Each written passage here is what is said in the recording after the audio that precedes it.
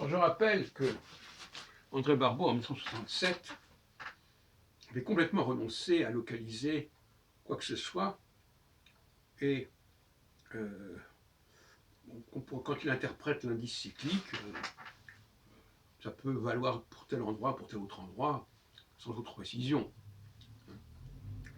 Donc,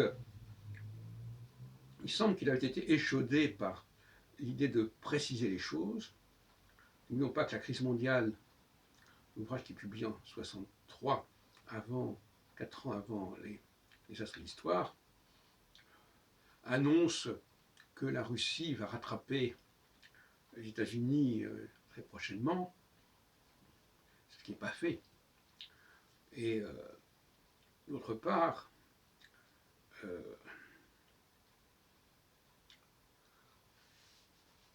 faire des prévisions à 36 ans de la distance ne fait pas sens. L'astrologue ne peut pas s'écarter du contexte politique d'une époque. Quand on est à 7 ans, bon, on peut arriver à faire des prévisions raisonnables, mais pas à 36 ans de distance. Donc là, il s'agit d'un exploit, on peut dire un exploit d'une certaine manière, un exploit prévisionnel, mais un exploit prévisionnel qui est tellement invraisemblable et tellement étrange qu'il en devient suspect. Non pas qu'il n'existe pas, effectivement, il a été proféré, notamment dans l'Union républicaine, mais remarquons que Barbeau n'est pas revenu sur cette prévision pour 1989 dans ses différents ouvrages avant les événements de 1989. Ou est-ce que je me trompe? Ou alors c'était juste avant. D'autre part, qu'il y a un moment important en 1989, c'est quoi un moment important? C'est un moment positif, c'est un moment négatif. La moindre des choses en astrologie, c'est indiquer la signification positive ou négative. Et c'est ce que je fais avec l'échelle des âges, où je fais alterner des phases positives et négatives. Il n'y a rien de cela chez Barbeau. Sauf que, dans son indice cyclique, effectivement, quand la courbe descend, c'est dangereux, et quand la courbe monte, c'est heureux, ou c'est la détente.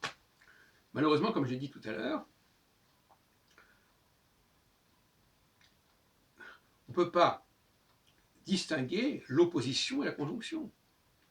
Donc, si l'opposition et la conjonction, c'est la même chose, eh bien, il est clair que on ne peut pas utiliser ça comme étant l'opposition étant la marque de la détente et la conjonction la marque de la tension. Ça n'a pas de sens. Donc, tout ça est très embrouillé, en fin de compte, sur le plan théorique. Et